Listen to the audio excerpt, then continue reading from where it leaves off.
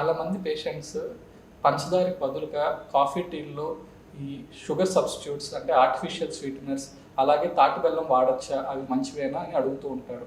So దీనికి సమాధానం ఏంటంటే వాటిని వాడకుండా ఉంటేనే మంచిది. సో తాటి బెల్లం కానీ తేనె కానీ ఇవి కూడా క్యాలరీసే. సో ఇవి కూడా పంచదారతో సమానం. సో కాఫీ టీలో కానీ మంచినీటిలో కానీ వీటిని అవాయిడ్ చేయండి.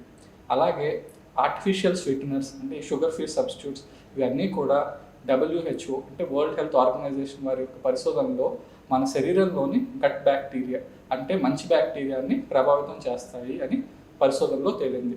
సో ఇవి దీర్ఘకాలం వాడితే మంచిది కాదు.